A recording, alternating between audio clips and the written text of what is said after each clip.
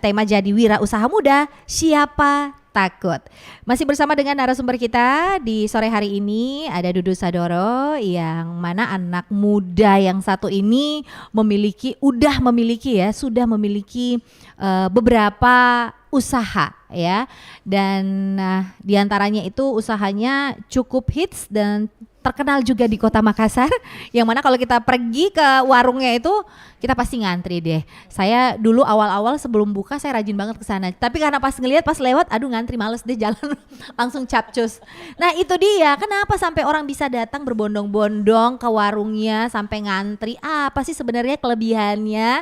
Nah kali ini kita mau tanya dulu nih ke Dudu, kenapa sih kemudian melirik dunia entrepreneur, khususnya ini kita mau jualan makanan gitu. Kenapa nggak jualan baju atau jualan sepatu? Kenapa pilihannya ke makanan sih? Makanan ya, makanan kan kalau dari saya sih karena itu dia kebutuhan pokok ya, sandangnya orang ya. Dan makanan kan kalau kita berdasarkan hukum apa ya, pemasaran, selama marketnya ada, berarti bidang usaha itu akan bisa survive. Betul. Nah market si makanan ini kan siapa? Manusia gitu kan. Ya, manusia iya benar. Orang kan makan tiap hari ya. Nah itu. Nah saya lebih milih ke F&B karena orang pasti akan makan tiap hari. Oke. Tapi kan kalau kita ngomong-ngomong soal usaha makanan, ini kan banyak bahan yang rusak. Terus lebih banyak mungkin kalau kita ngomongin, jangan ngomongin untungnya deh. Mungkin orang bakalan mikir banyak ruginya karena ada bahan, ada dari supplier dan lain sebagainya yang mungkin bisa membuat kerugian cukup besar. Nah, gimana Dudu ngelihat itu? Sebenarnya gini, ketika kita membuat suatu usaha F&B ya, yang paling menantang sih sebenarnya bagaimana kita bisa menciptakan suatu sistem. Jadi tidak bisa hanya sekedar kita mencari resep, sudah itu orang beli, sudah itu selesai. Nggak sesimpel itu F&B. F&B itu lebih gimana ya, lebih ribet ya. Contoh manajemen bahan lah. Betul. Nah kalau dari kita nggak bisa bikin suatu sistem, itu ya mungkin potensial kerugiannya akan besar. Betul. Karena mungkin contoh gini, di contoh kasus lah kayak gitu. Pamannya saya di Taubun contoh, saya mengkategorikan bahan-bahan yang bisa tahan lama dan bahan-bahan yang emang harus dibeli fresh hampir tiap hari. Jadi saya nggak akan beli bahan-bahan yang nggak tahan lama itu nyetok, enggak. Jadi saya nggak beli nyetok Neng. Jadi kalau umpamanya bahan beli habis ya? Beli habis. Jadi kayak contoh satu ingredient dari selai serikaya kan itu santan. Santan pasti akan saya beli tiap hari. Ada kemungkinan mungkin saya bisa 1 kali beli untuk 2 hari. Tapi kemungkinannya di hari keduanya itu si santan itu udah basi. Iya, rasanya juga berubah pasti ya. Rasanya udah berubah juga pasti kan. Jadi akhirnya saya begini, ya udah berarti santan ini harus dibeli tiap hari. Berarti ketika santan ini harus dibeli tiap hari, berarti kita harus mikir ada orang nih yang harus pergi beli tiap hari. Nah, sesimpel sistem seperti itu. Jadi saya harus cari orang untuk yang setiap hari operasional. Saya harus cari orang untuk operasional untuk belanja setiap hari. Jadi saya mengkategorikan ada 2 bahan yang harus ada bahan yang kita bisa stok lama karena umurnya panjang, dan ada bahan yang stoknya nggak bisa lebih dari 1 hari. Nah, kayak gitu kita building sistemnya. Kayak gitu, building sistem, building manusianya yang di dalam kan. Kalau dari usaha sih nggak mungkin ya kita yang mau kerjain semua. Betul. Kan ada orang-orang di belakang juga yang ngebantu harus ya. Itu jadi ketika kita belajar atau berusaha F&B atau berusaha apapun lah, kita harus building sistem yang harus kita bangun. Betul. SDM lah dan lain-lain itu lebih penting ketimbang resep kan 1 kali kamu dapat resep, sudah itu paten ya udah itu kan diulang-ulang tiap hari. Itu paten. Sedangkan manusia, orang yang kerja, karyawan, belum tentu orangnya tiap hari sama kita gitu. Belum tentu dia moodnya hari ini gimana atau dia moodnya gimana. Karyawan kan kadang-kadang ya itulah maksudnya lebih bagus mengatur benda mati daripada manusia. Iya. Manusia kan sangat dinamis ya. Betul. Jadi tantangannya sih kalau dari F&B lebih ke situ, saya lebih kalau umpamanya mau panjang ya udah berarti kita harus bikin sistemnya, manusianya, SOP-nya dan lain-lain. Itu nggak sesimpel resep sudah itu orang beli sudah itu sudah enggak. Iya benar sih. Nah ngomong-ngomong soal resep tadi ini, karena juga sudah sempat disinggung, ini semuanya jualannya resepnya dari mana? Ya kebetulan dari saya Sendiri? sendiri nih. Si ayam geprek dulu, kita mulai dari ayam geprek nih. Jadi smart listener, Dudu ini juga punya jualan namanya ayam geprek 88. Jadi ayam ya ayam geprek sama nasi itu. Iya, standar lah ayam digeprek. Standar ayam geprek. Itu kalau resep ayam geprek dari mana tuh? Dari saya juga. Sendiri belajar Sendiri. berarti ya? Semuanya F&B saya itu berawal dari saya sebelum saya delegasikan ke orang. Oh, berarti emang ada bakat-bakat master chef kayaknya ya? Enggak juga. Kenapa kemudian bisa, oh iya ini kayak formula ayam geprek saya ini kayak gini deh formulanya? Belajar. Saya basic kalau dibilang basic F&B nggak ada sama sekali. Saya kan sarjana komunikasi. Tapi kemudian bisa meracik kayak ayam geprek dulu deh. Iya, manusia itu kan sebenarnya punya potensi ya, Neng. Semuanya manusia itu punya potensi untuk melakukan hal apapun. Pertanyaannya manusianya ini mau atau enggak? Iya, Sesimpel benar. itu. Manusia itu kayak gitu aja, mau atau enggak. Kalau mau, kita itu bisa gali potensi. Karena maksudnya kayak gini, kamu dibekali dengan otak, tangan, kaki, Betul. tenaga, pikiran. Udah itu modal paling besar dimiliki di manusia. Toh Taubun dulu awalnya bergerak ini juga nggak pakai modal-modal besar amat, cuman tenaga aja. Saya harus bangun pagi bikin roti subuh jam 5 subuh, jam 4 subuh. Jadi si Dudu sendiri yang bikin rotinya awalnya? Awalnya iya. Wow, si ayam geprek juga sendiri? Sendiri di warung, goreng, jadi kasir. Sudah itu goreng, masak nasi. Masak nasi, semuanya itu dimulai sendiri dulu dia. Sendiri. Jadi usahanya dimulai dari ayam geprek dulu, kemudian beralih lagi ke usaha lainnya, usaha keduanya? Taubun ya? Sama Silver Barber lah. Oke, kalau Taubun sendiri gimana historinya nih sampai memulai usaha roti ini? Kalau kita lihat nih smart listener, jualan rotinya cukup unik juga. Kalau kita lihat yang roti Serikaya ini rotinya putih kayak pawa ya. Terus dalamnya itu ada selai Serikaya. Ini mengingatkan kita sama kue masa kecil. Yes. Ingat gak sih kue masa kecil di gerobak-gerobak? Itu ada isinya warna merah. Terus ada sirup-sirup yang dalam kotak es itu boleh kita minum. Ini memori masa kecil kita muncul ketika kita lihat ini. Betul. Jadi ini gimana jalan ceritanya sampai memulai si Taubun ini? Taubun ini, jadi saya kan penikmat roti Srikaya. Saya sangat suka dengan roti Srikaya. Jadi ada penjual roti Srikaya itu di Kabupaten Bantaeng, ada namanya toko Hawaii. Jadi hampir setiap hari ketika saya mau, bukan hampir setiap hari, kayak saya ke daerah sana, pasti saya singgah beli. Karena dari dulu waktu saya kecil di sana, hampir tiap hari saya Hampir makan. tiap hari makan itu. Ini kan kita sudah di Makassar, udah jauh. Jadi akhirnya kalau umpamanya mau ngemil itu kan effort kalau ke sana. Iya. Yang Agak jauh ya. Agak jauh. Lebih mahal ongkos ya daripada harga rotinya. Bener. Jadi akhirnya ya udah bikin aja karena kan kebetulan produk ini lahir kan pas pandemi. Oh, ini produk pandemi ternyata smart listener. Jadi pandemi di situ event organizer pekerjaan saya yang utama kan nggak ada sama sekali. Kita kan di betul-betul di close ya. Iya, kalau saya emang nggak ada jalan sama sekali. Nggak ada jalan sama sekali untuk bikin event.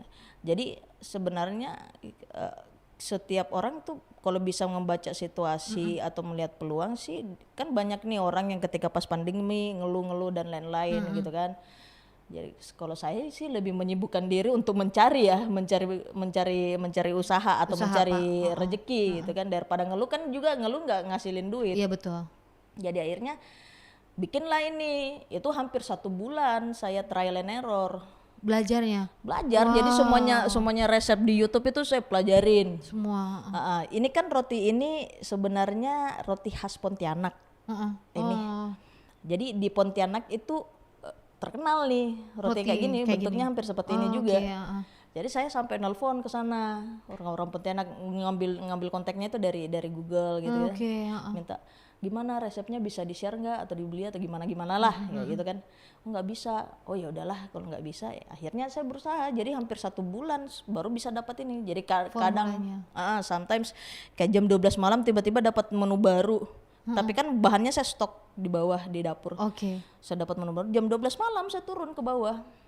Masak itu? Masak supaya bagaimana, kan saya orangnya penasaran ya. Iya, penasaran. Penasaran, nggak bisa berhenti kalau nggak dapat gitu. Oke. Jadi akhirnya Nemulah formula ini. nemu resep ini. nemulah resep ini. Nah, kalau smart listener mau jalan-jalan kemudian mau lihat produk dari Dudu ini di Taubun ini, memang tempatnya itu cukup terpencil dengan konsep yang berbeda dari yang lainnya, dengan rotinya tadi yang khas, kemudian tempatnya, kemudian ini membuat daya tarik tersendiri juga untuk anak-anak muda, menjadikan itu tempat nongkrong. Bahkan kalau mereka mau update ya di Instagram biar kelihatan hits, itu sangat unik sekali gitu karena Instagramable ya. Iya, latarnya dan lain sebagainya. Nah, boleh diceritain nggak ini kemudian dari roti yang awalnya lahirnya dari masa pandemi, lalu berkembang, kenapa kemudian punya ide untuk membuat tempat Taubun di tempat di rumah tua, di sebuah rumah tua, tempat kecil seperti itu? Jadi sebenarnya Taubun ini kan awalnya udah ada dia kan di udah eksis nih ceritanya waktu zaman pandemi. Sebelum yang ada kedai gitu kan. Kan basicnya dulu dia pre-order. Sudah itu saya berani membuka offline store-nya, tapi konsepnya express, cuman grab and go lah. Jadi orang nggak bisa dine in. Nah itu udah ada, udah lama. Nah baru di Oktober tahun kemarin baru berani buka kedai. Nah itu pun sebenarnya historinya lucu. Karena sebenarnya awalnya itu saya hanya membuka kantor IO di situ. Di rumah tua itu tadi? Di rumah tua itu. Cuman mau bikin kantor IO, joinan sama teman mau bikin foto studio, wedding organizer dan lain-lain lah. Gak ada ini Taubun sama sekali di plan. Karena IO kantor saya itu hari kan di belakang Silver Barber, ada ruangan kecil 3x2, dan saya punya teman agak lumayan banyak gitu kan. Jadi kalau mereka datang itu agak kondusif ruangannya. Agak sempit ya, iya padat merayap ya. Jadi akhirnya ke belakang nih, pas ke belakang ketemu ini rumah. Jadi sudahlah, akhirnya sudah dikonsep gini-gini, oh ruangan ini fotografi yang sini. Akhirnya temanku yang lain mundur. Saya renov rumah ini lumayan gede gitu kan, biaya renovnya. Kalau umpamanya saya hanya buka 1 keran air di sini rugi saya. Saya ngomong gitu ke diri sendiri. Kalau cuma IO ini rugi nih rumah. Karena potensi rumah ini besar, saya bilang kayak gitu. Kan temanku yang fotografer itu pada mundur gitu kan. Mundur semua ya. Gak jadi. Yang mau joinan usaha ceritanya nih pada mundur semua nih. Akhirnya ya udahlah, daripada saya mikirnya gini, daripada bunda saya di rumah itu keganggu dengan produksi roti, mending produksi rotinya saya pindahkan ke sana. Pindah ke sana awalnya cuman mau lucu-lucuan aja, Neng, lucu-lucuan. Cuman mau bikin berapa meja gitu. Itu pun juga masih pakai minumannya cuman pakai Rockpresso, belum mesin. Gitu oh kan. iya benar-benar. Saya masih dapat itu loh. Ya. Masih di masih manual Rockpresso itu hari. Cuman ya itu kata yang cocok itu, yang Umar bin Khattab itu bilang, apa yang menjadi takdirmu pasti akan menyamperimu. Nah ini disamperin saya sama ini, bilang ayo buka kedai gitu. Buka kedai. Ini bisa nemu konsep yang unik kayak begitu. Temanya apa sih sebenarnya itu? Tauban kan roti Chinese ya. Iya Tauban. Kita ngomongin Tauban dulu. Tauban artinya apa? Ada 2 kata. Ada kata tau dan ada kata ban. Ban ini berarti roti. Ini kan sudah familiar lah, ban itu roti. Tau itu kalau dalam bahasa Chinese, filosofi Chinese itu ada satu agama namanya Taoisme. Kepercayaan lah, bukan agama lah, kepercayaan Taoisme. Taoisme ini itu sebenarnya kompleks kalau mau dijelaskan, Neng. Dia bisa berarti sesuatu hal yang sudah ada sebelum itu ada, sebelum yang lain ada. Itu salah satu arti dari kata tahu. Tapi saya ngambil arti yang simpelnya itu, tahu adalah jalan kebenaran. Jadi sebenarnya ini arti tauban ini berarti roti yang membawa saya ke jalan yang benar gitu. Jalan yang benar ya. Jalan benar. Kalau Jadi atau roti ini roti kalau diplesetin juga roti ini adalah roti yang sebenar-benarnya gitu. Bener-bener roti sebenarnya ya. Jadi roti ini yang sebenarnya akhirnya jalan saya bisa survive di pandemi. Akhirnya roti ini yang bisa membuat kompor di rumah itu nyala. Tetap ngepul ya. Ngepul. Oke. Roti ini yang bisa menggaji anak-anak saya yang lain. Kayak gitu. Dari situ. Itu namanya tauban. Oke. Jadi bukan taubun. Bukan taubun. Oh, taubannya. Jadi selama ini saya juga salah dong nyebutnya taubun ya. Bacanya tauban ya. Tauban. Oke, itu dia filosofi dari nama. Dari nama usaha aja ini udah mengandung makna yang cukup dalam, ada filosofinya, iya kan? Karena emang sih nama itu kita memang harus nyari nama yang benar-benar kalau kita ingin berhasil. Ngasih nama ke anak aja harus ya ada artinya ya, jangan abal-abal ya. Karena itu akan dibawa seumur hidup. Sama juga dengan usaha ini, memiliki nama yang cukup bagus sekali dan emang beneran hoki dengan namanya. Lalu konsepnya ini kalau smart listener boleh buka di Instagramnya @tauban. Di situ ngelihat ini full dekor nuansa Chinese ya. Kenapa ngambil konsep kayak gitu? Sebenarnya kalau dibilang full Chinese juga enggak, Neng. Jadi kayak kita kan di rumah itu ada beberapa ruangan kan, ada beberapa area. Jadi saya mengkonsepkan bahwa setiap orang yang datang ke sana memiliki experience yang berbeda-beda ketika masuk ke area yang berbeda-beda, gitu. Jadi kalau pertama masuk itu kan area outdoor ya, kayak rumah-rumah tua. Kayak rumah tua ya. Emang rumah tua sih sebenarnya. Iya, emang rumah tua gitu. Kayak outdoor rumah tua, terus masuk ke ruang tamu ya kayak standar lah rumah nenek gitu kan, rumah nenek. Terus naik ke atas yang outdoor itu yang teras. Yang tempat duduknya pendek itu. Iya betul. Itu kan konsepnya diambil dari Vietnam. Jadi konsep warkop jalan di Vietnam itu gitu. Jadi dia kursinya pendek-pendek. Jadi kalau bisa di search di Google kayak gitu dia. Vietnam. Masuk ke dalam ruang AC yang di lantai 2 itu lebih kayak buat ruangan yang orang non smoking lah, yang lebih nggak tahan panas. Nah baru yang di area China sini yang di bawah ini kan dulu itu nggak ada sebenarnya. Tapi karena begitu banyaknya orang sehingga dibuatlah di situ, ya kan? Karena kan begini Neng, kita kalau ke usaha once you miss the moment, kelar. Betul. Kalau terlalu lama ngambil keputusan, kelar. Usahamu itu kelar. Berarti emang harus cepat ya mikirnya. Saya harus ini. Cepat.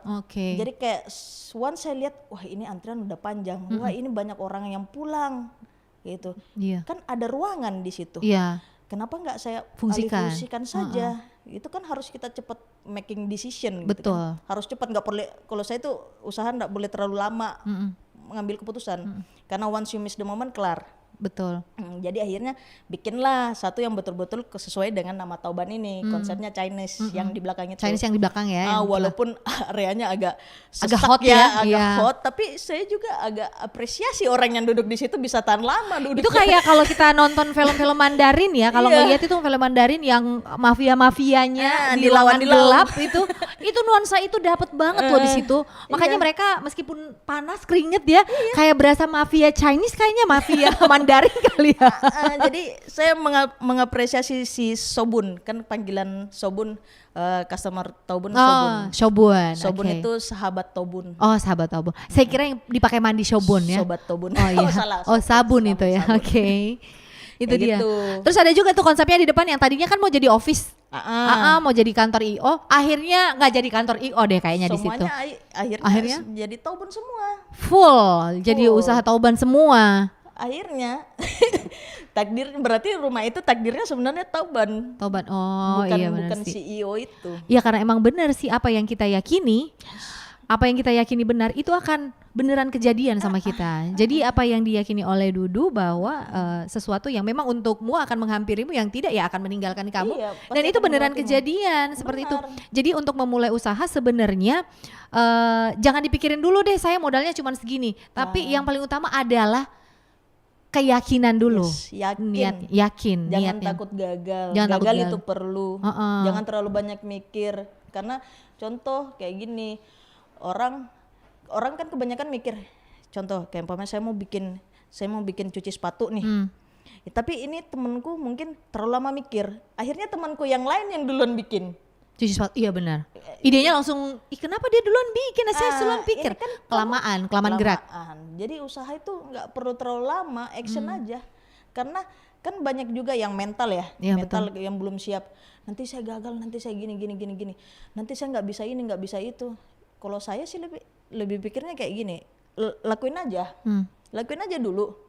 Kamu kan manusia itu mempunyai naluri untuk bertahan kan, pasti. Iya betul. Naluri untuk memecahkan masalah. Kamu berarti ketika kamu berpikir seperti itu, berarti kamu nggak percaya sama dirimu, berarti kamu meng-underestimate dirimu sendiri gitu. Ya udah lakuin aja, gagal pun itu kamu dapat pelajaran. Duit yang terbuang sia-sia ya udah uang belajar aja. Anggap aja itu uang belajar ya. Iya. Ada kan memang beberapa nih yang jenis usaha udah pada saat gagal bangkrut, kayaknya udah deh saya berhenti deh, kayaknya saya bukan jiwa saya di situ. Nah pada mana ketahu, siapa tahu yang usaha yang akan dia bikin yang nanti ini di situ berhasil. Padahal di situ nanti akan berhasil. Kan nggak langsung jadi. Iya benar-benar, karena di pengalaman dari Dudu sendiri banyak sekali salahnya, banyak sekali gagalnya. Gagal. Tapi ngomong-ngomong, modal awal berapa sih emang ini untuk usahanya? Ini nggak pakai modal, Neng. Ini pre-order.